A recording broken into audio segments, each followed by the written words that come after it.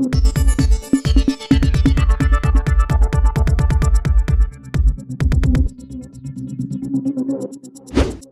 News Maharashtra बातमीचे वास्तववादी विश्लेषण. रामकृष्ण हरी. मोठ्याने बोला, मोठ्याने वाचतीये ना. रामकृष्ण हरी.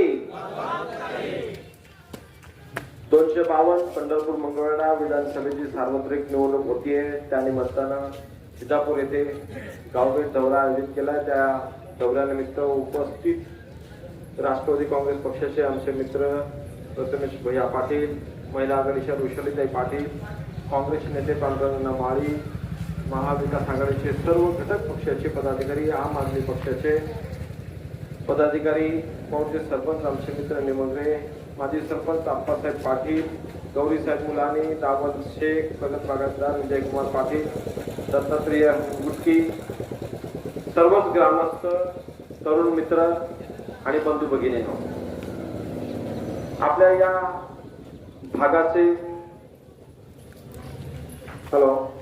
आपल्या या भागाचा विकास करण्यासाठी, या मतदारसंघासाठी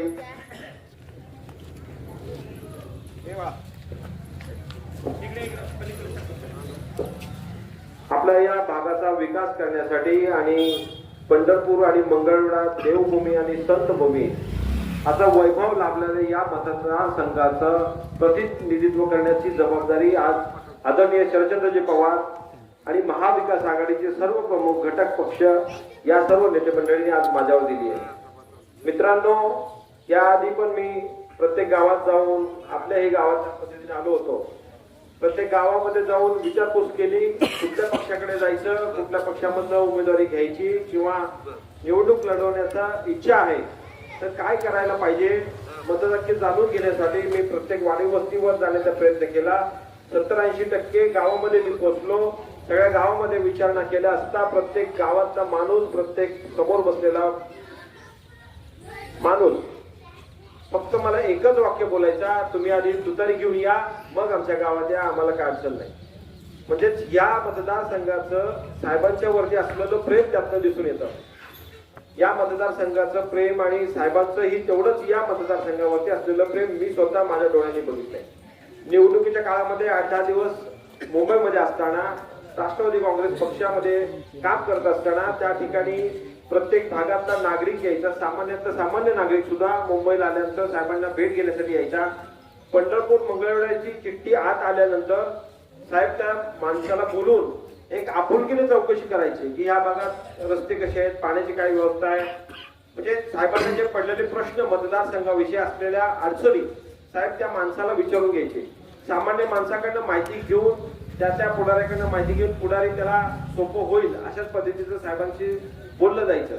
पण या मतदारसंघातला एक सामान्य कार्यकर्ता किंवा सामान्य नागरिक जेव्हा साहेबांच्याकडे यायचा, माझ्या समोर मी ते अनुभवलेलं आहे. हजारो लोक यायची मतदारसंघामध्ये यायची, तसेच आपल्या मतदारसंघामधनं खूप अशी माणसं साहेबांना भेटून गेली. त्यावेळेस साहेबांनी विचारलं की या भागामधलं काय चालू आहे, कुठल्या पद्धतीचं वातावरण आहे, कुठला पुढारी काय करतो, ह्या सगळ्या गोष्टी साहेबांच्याकडे रिपोर्ट असल्याशिवाय साहेब कुणालाही काही बोलत नाही. मला आपल्या लोकांना एवढंच विनंती करायची आहे की आज ज्या पद्धतीचं वातावरण आहे, ज्या पद्धतीचं बोललं जातं, एक हक्काचा माणूस आणि साहेबांच्या राष्ट्रवादी काँग्रेस पक्षाची उमेदवारी मला मिळालेली असल्यामुळे अधिकृत उमेदवार म्हणून आज माझी घोषणा झालेली आहे. माझ्या बरोबर राष्ट्रवादी काँग्रेस पक्षाचे सर्व प्रमुख मंडळी असून काँग्रेसचे ज्येष्ठ नेते आणि सगळेच जवळपास 90% जनता, काँग्रेसचे पदाधिकारी आज माझ्या बरोबर आहेत. पहिल्या 2-3 दिवसापूर्वी मंगळवेढ्याच्या सर्व पदाधिकाऱ्यांनी आपल्याला इथं येऊन जाहीर पाठिंबा दिला.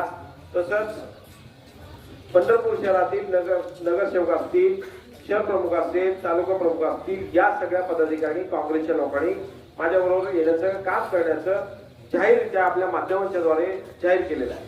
मित्रांनो, मला यातून एकच सांगायचं आहे की अधिकृत उमेदवारीबद्दल जो घोळ चालू आहे, जो लोकांच्या मध्ये संभ्रम पसरवण्याचा एक प्रयत्न केला जातोय, त्यासाठी तुम्हाला एवढा उलगडा करून सांगतोय की राष्ट्रवादी काँग्रेस पक्षाची जागा असल्यामुळं आदरणीय शरदचंद्रजी पवार साहेब असं न विचारी करता अविचारी कुठलाही निर्णय घेणार नाही.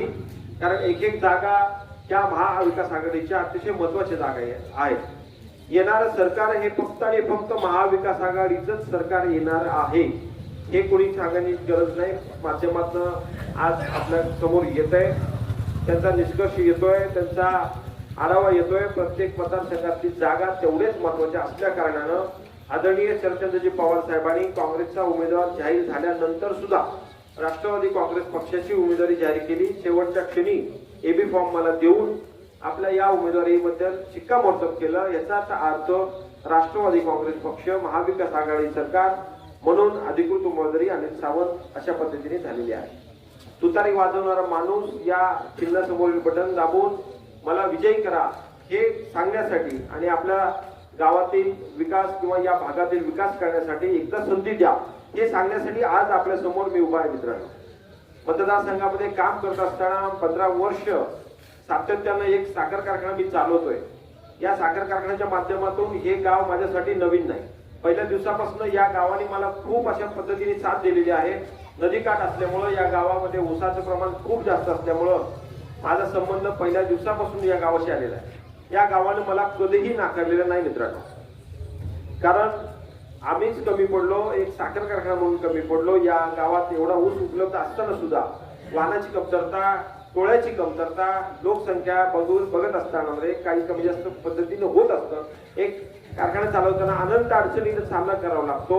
ऊसाचे भाव, साखरेचे भाव या सगळ्याची गोळाबेरीज करता करता आपला कारखाना दक्षिण भागामध्ये सगळ्यात जास्त अडचणीच्या काळामध्ये चालवत असताना अडचणीच्या एक 22 ते 23 किलोमीटर मरोडे या गावापासून आतमध्ये असून सुद्धा या मतदारसंघातील इतर कारखाने जे चालवतात त्यांच्यापेक्षा वाहतुकीचा खर्च मला आज जाहीरपणाने सांगतोय 100 ते 110 रुपये साधारण जास्त येतो. तरी पण मी त्या कारखान्याच्या बरोबर भाव देण्याचा प्रयत्न केलाय.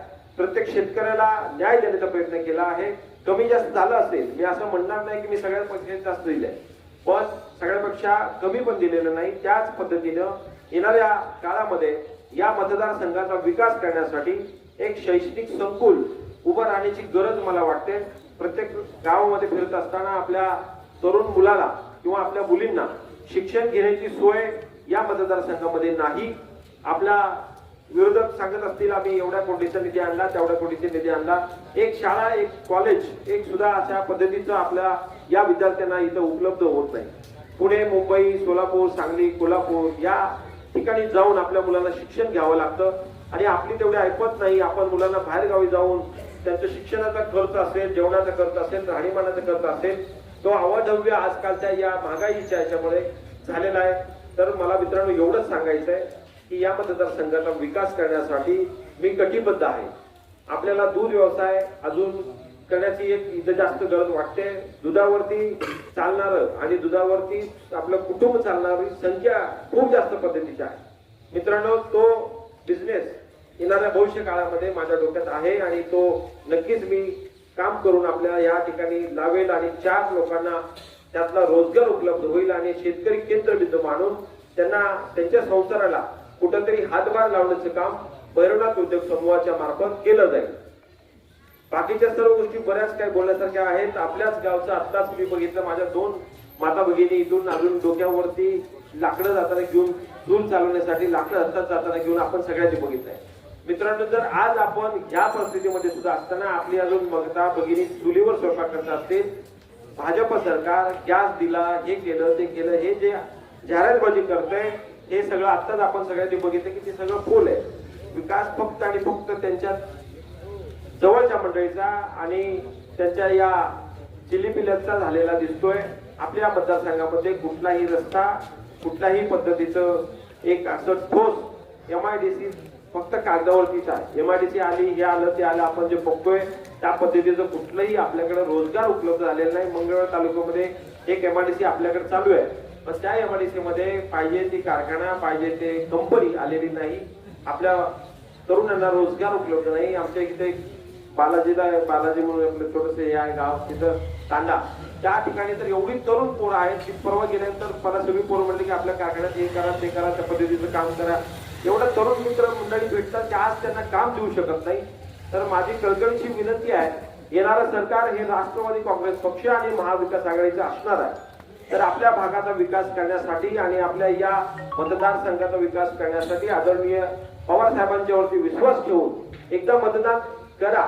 मतदान केल्यानंतर या भागाचा विकास काय असतो, सर्वसामान्य जनतेचा विकास काय असतो, आमदारांनी काय काम करावं लागतं आणि आमदारकी काय असते हे आपल्या जनतेला नक्की दाखवून देईल. मी नौका असलो तरी राजकारण माझ्यासाठी नौकं नाही.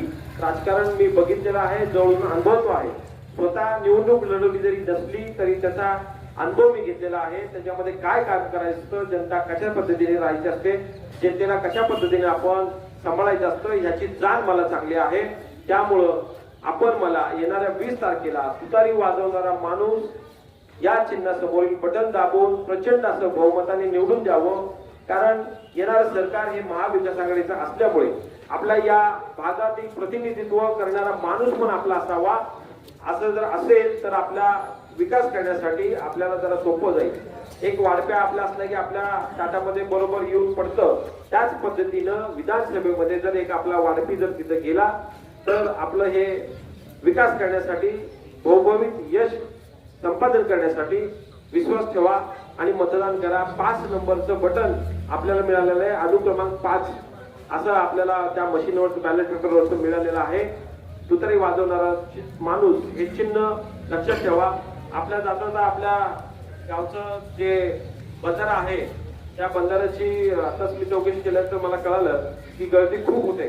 कोल्हापूर सिद्धापूर बंधारा जो आहे त्याच्यामध्ये पाणी अडवलं जात नाही, ते पाणी वाहून जातं. मला वाटतं काही वर्षानंतर सोलापूरला जे पाणी जाणारं पाईपलाईनचं काम संपल्यानंतर पाणी सुद्धा आपल्याला प्रत्येक वर्षी ह्या 2-3 आषाढी कार्तिकी मार्गशीर्ष वारी जी आहे त्या वारीला पाणी सुटतं किंवा सोलापूरला पिण्याच्या पाण्यासाठी आपल्या नदीत पाणी सोडलं जातं. हे सुद्धा काही दिवसांनी बंद होईल मित्रांनो. होईल का नाही सरपंच? भविष्यामध्ये ते अडचण होणार आहे का नाही? तुमचं गाव जरी नदी काठाला असेल तर तुम्हाला पाण्याची आता सध्या उपलब्धता आहे. पण जर ती पाईपलाईन मधनं जर पाण्याचं सोलापूरला सुरू झाल्यानंतर आपल्याला ती भविष्यात अडचण सुद्धा येऊ शकते. तर त्या पद्धतीचं आपल्याला नियोजन करावं लागेल आणि पाण्याचा प्रश्न, लाईटचा प्रश्न, महत्वाचा रस्त्याचा प्रश्न या सगळ्याचं सोडवण्यासाठी साहेबांच्या वरती विश्वास ठेवा. अनिल सावंतला मतदान करायचं म्हणजे पवार साहेबांना मतदान करण्यासारखं आहे आणि तीच गोष्ट खरी आहे. साहेबांनी सांगितल्याप्रमाणे या सर्व गोष्टीचा विचार करून काळजीपूर्वक येणाऱ्या 20 तारखेला मतदान रूपी आशीर्वाद द्या. भरघोस असं मतदान करून विधानसभेत जाण्याची संधी द्या.